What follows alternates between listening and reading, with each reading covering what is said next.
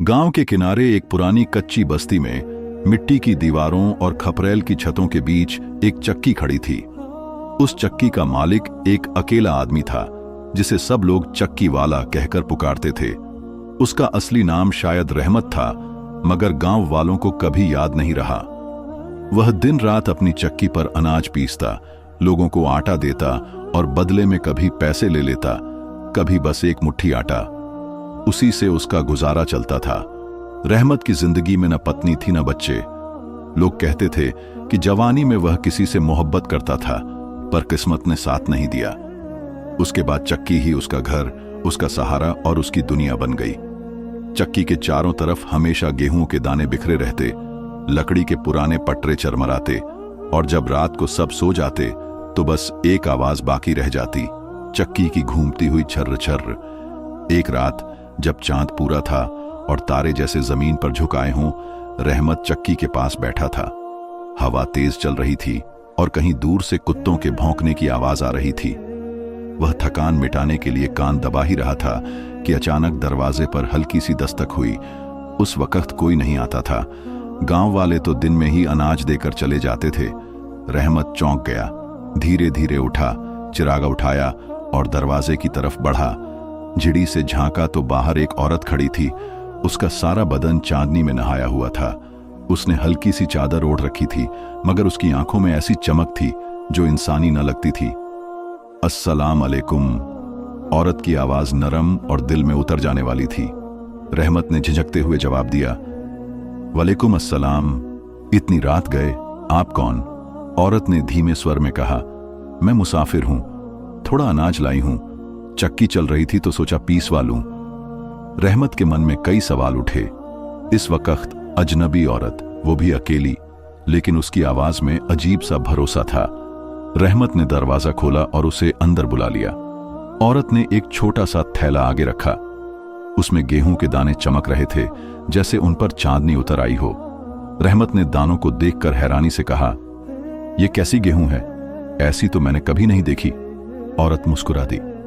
उसकी मुस्कान में एक ऐसी रोशनी थी जो अंधेरों को काट देती। ये गेहूं मेरी जमीन की है, शायद तुमने पहले ना देखी हो। रहमत ने दाने चक्की में डाल दिए। चक्की घूमने लगी। चरमराती लकड़ियां और पत्थरों की घरघराहट जैसे किसी नए सफर की शुरुआत कर रही हों। औरत चुपचाप खड़ी देखती रही। रहमत बार बार उसकी ओर देखता, मगर फिर नजरें हटा लेता। चक्की की आवाज के बीच औरत ने अचानक पूछा, तुम हमेशा अकेले रहते हो? रहमत चौंक कर बोला, हाँ, ये चक्की ही मेरा घर है। दिन में लोग आते हैं, अनाज देते हैं, फिर चले जाते हैं। रात आती है तो बस मैं और ये चक्की रह जाते हैं। औरत ने गहरी सांस ली और कहा, अकेलापन कितना भारी होता है ना, जैसे अंदर से कोई खा जाए। रहमत का दिल कांप उठा। पहली बार किसी ने उसके दिल की बात कही थी। उसने धीमे से कहा, हाँ, ये बहुत भारी है, लेकिन क्या करें, तकदीर को कौन बदल सकता है। समय बीतता रहा। आटा तैयार हुआ तो रहमत ने थैला भरकर औरत को दिया। उसकी उंगलियां रहमत के हाथ से टकराईं। रहमत के जिस्म में एक ठंडक सी दौड़ गई। जाते जाते औरत ने कहा, मैं कल फिर आऊंगी। रहमत ने हैरानी से पूछा, इतनी दूर से रोज? उसने जवाब दिया, हां, अगर तुम इजाजत दो तो। रहमत मुस्कुराया और सिर हिला दिया। अगले दिन भी वो आई, फिर उसके बाद भी। हर दिन वह छोटा थैला लाती और रहमत आटा बनाता, मगर असली पिसाई अनाज की नहीं, दोनों के दिलों की हो रही थी, जो धीरे धीरे एक दूसरे के करीब आने लगे। औरत अक्सर गहरी बातें करती। कभी कहती, लोग वक्त को पकड़ने की कोशिश करते हैं, मगर वक्त रेत की तरह हाथ से फिसल जाता है। कभी कहती, इंसान के पास जो सबसे कीमती चीज है वो उसका दिल है। अगर दिल साफ हो तो सब आसान हो जाता है। रहमत को लगता जैसे वह औरत आम इंसान नहीं। उसकी बातें सीधी दिल में उतरती। और फिर एक दिन जब आटा लेने के बाद वह जाने लगी तो रहमत ने हिम्मत करके पूछा, क्या तुम मुझे अपना नाम बताओगी? औरत पलटकर मुस्कुराई। उसकी आंखों में गहराई और चमक थी। उसने धीरे से कहा, मेरा नाम जारा है। नाम सुनते ही जैसे फिजा बदल गई। हवा थम सी गई। चिराग की लौ कांपने लगी। रहमत के दिल में अजीब सा एहसास हुआ, थोड़ा डर मगर साथ ही सुकून भी। उस रात रहमत बिस्तर पर लेटा तो बार बार वही नाम गूंजता रहा, जहरा, दिन बीतते गए। रहमत और जहरा के बीच एक अजीब रिश्ता बनने लगा। वे ज्यादा बातें नहीं करते, मगर उनकी खामोशी में ही हजारों बातें छुपी रहती।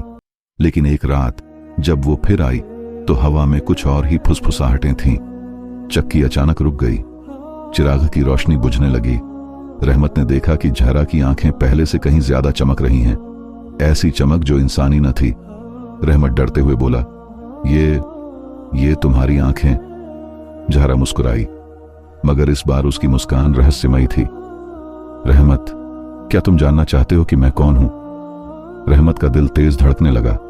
वह पीछे हट गया और बोला, तुम इंसान नहीं हो ना? जहरा ने धीरे से सिर झुकाया और कहा, मैं एक जिन्नजादी हूं। यह सुनकर रहमत की सांस रुक गई। चक्की की दीवारों में गूंज उठी। बाहर हवा तूफान की तरह शोर मचाने लगी। जहरा के बाल अपने आप लहराने लगे। रहमत ने हिम्मत करके पूछा, फिर तुम मेरे पास क्यों आती हो? जहरा ने धीमे स्वर में कहा, क्योंकि तुम पहले इंसान हो जिसकी आंखों में न लालच है न डर, सिर्फ सच्चाई है, और वही सच्चाई मुझे खींचकर तुम्हारे पास ले आती है। रहमत जड़ सा खड़ा रह गया, मगर उसे लगा कि उसकी जिंदगी का सबसे बड़ा राज खुल चुका है और अब उसकी दुनिया कभी वैसी नहीं रहेगी। रहमत का दिल अब भी जोर जोर से धड़क रहा था। उसकी आंखों में डर भी था, हैरानी भी, और एक अजीब सा सुकून भी। वह सामने खड़ी जहरा को देख रहा था, जिसके चेहरे पर चांदनी पड़ रही थी। उसकी आंखों की चमक जैसे किसी और ही जहां की थी। रहमत ने हिचकिचाते हुए कहा, जिन्नजादी, तो फिर तुमने इतने दिनों तक ये सब मुझसे क्यों छिपाया? जहरा ने धीरे से नजरें झुका ली और बोली, अगर मैं सच बता देती तो क्या तुम मुझे स्वीकार कर पाते? रहमत के होंठ कांप गए। वह सोच भी नहीं सकता था कि ये नरमी, ये अपनापन, ये बातें करने वाली औरत इंसान नहीं बल्कि किसी और दुनिया से जुड़ी हुई है।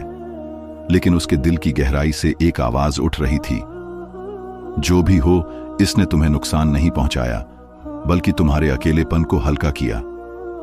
चक्की की दीवारों में खामोशी छा गई। रहमत ने गहरी सांस लेकर कहा, मैं नहीं जानता कि मैं डरूं या मान लूं, मगर एक बात है, तुमने मुझे धोखा नहीं दिया। तुम रोज आईं, बैठीं, बातें की और मेरा दिल हल्का कर दिया। जहरा ने उसकी आंखों में देखा, उनमें हल्की सी नमी उतर आई थी। उसने धीरे से कहा, रहमत, मैंने सच इसलिए बताया क्योंकि मेरा दिल अब और बोझ नहीं सह पा रहा था। तुम पहले इंसान हो जिनसे मुझे अपना सा लगाव हुआ। रहमत ने सिर झुका लिया। चक्की फिर से घूमने लगी, लेकिन अब दोनों के बीच जो खामोशी थी वह पहले से कहीं ज्यादा भारी थी। कई दिनों तक जहरा आती रही। अब वह और देर बैठती, कभी चिराग के पास तो कभी चक्की के शोर में बातें करती। रहमत कभी उसे गौर से देखता, कभी नजरें चुरा लेता। उसके दिल में एक खींचातानी शुरू हो चुकी थी। वह जानता था कि जहरा इंसान नहीं है, लेकिन यह भी कि अब वह उसे छोड़ नहीं सकता। एक रात जहरा ने अचानक कहा, रहमत, अगर मैं कहूं कि मेरा यहां समय सीमित है तो तुम क्या करोगे? रहमत का दिल जैसे थम गया। क्या मतलब? जहरा बोली, मैं हमेशा यहां नहीं रह सकती। मेरी दुनिया अलग है, मेरे नियम अलग हैं। तुम्हारे साथ समय बिताना मेरे लिए आसान नहीं, लेकिन दिल की मजबूरी है। रहमत ने पहली बार हिम्मत करके कहा, जहरा, अगर तुम चली गई तो ये चक्की मेरे लिए कैद खाना बन जाएगी। मैं फिर कभी आजाद नहीं रह पाऊंगा। जहरा की आंखों में आंसू चमक उठे। उसने कहा, तो दुआ करो कि किस्मत हम पर मेहरबान हो जाए। वो लम्हा दोनों के लिए भारी था, जैसे दो रास्ते अलग होने वाले हों, लेकिन किस्मत के खेल अलग ही होते हैं। कुछ दिनों बाद गांव में अजीब घटना हुई। कुछ लोग आटा पिसवाने आए। जब वे चक्की में दाखिल हुए तो देखा कि जहरा बैठी है। वह आम औरत जैसी लग रही थी, मगर उसकी खूबसूरती, उसकी आंखों की चमक और उसके चारों ओर फैला अजीब सा सुकून सबको हैरान कर रहा था। लोग रहमत को देखने लगे और आपस में फुसफुसाने लगे, ये कौन है? इतनी खूबसूरत औरत यहां रोज क्यों आती है? कहीं ये... रहमत ने बात बदल दी और उनका अनाज जल्दी से पीस कर दे दिया, मगर वह जानता था कि अब गांव में बातें फैल चुकी हैं। शाम को जब जहरा आई तो उसके चेहरे पर भी चिंता थी। उसने धीरे से कहा, रहमत, तुम्हारे गांव वाले सवाल करने लगे हैं। वे मुझे बर्दाश्त नहीं करेंगे। रहमत ने बेचैनी से कहा, मैं सबको समझा लूंगा। जहरा ने सिर हिलाया, नहीं, इंसान की आंखों में जब शक आ जाता है तो फिर वो सच को भी झूठ समझने लगता है। रहमत चुप हो गया। उसे पता था कि जहरा सही कह रही थी। अगर गांव वालों को सच्चाई पता चल गई तो न सिर्फ जहरा बल्कि खुद रहमत भी मुसीबत में फंस जाएगा। उस रात एक और घटना हुई। रहमत जब सोने लगा तो उसने देखा कि चक्की के दरवाजे पर रोशनी फैल रही है।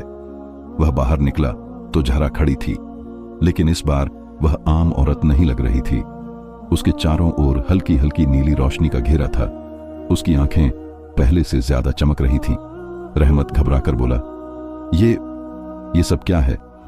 जहरा की आवाज नरम थी। रहमत, आज मैं तुम्हें अपनी असली शक्ल दिखा रही हूं ताकि तुम जान सको कि मैं कौन हूं। उसने आसमान की तरफ हाथ उठाया। अचानक हवा तेज चलने लगी। चिराग बुझ गया। चांदनी और उजाला उसके चारों ओर लिपट गया। रहमत की आंखें चौंधिया गईं। उसने देखा कि जहरा के पैर जमीन को छू भी रहे हैं और नहीं भी। उसके चारों ओर रोशनी के छोटे छोटे कण नाच रहे थे। रहमत के कदम कांप उठे, लेकिन दिल में डर के साथ साथ एक और एहसास था, यकीन।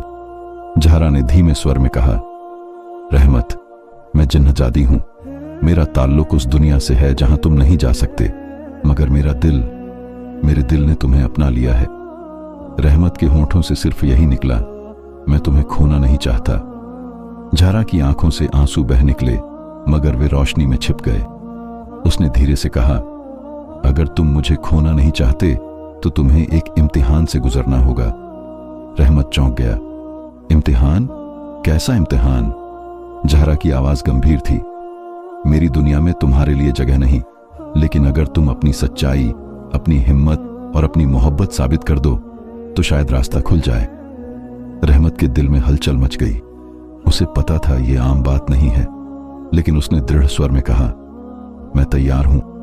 जहरा ने उसकी आंखों में झांका और बोली, तो कल रात जब चांद पूरा होगा मैं तुम्हें ले जाऊंगी।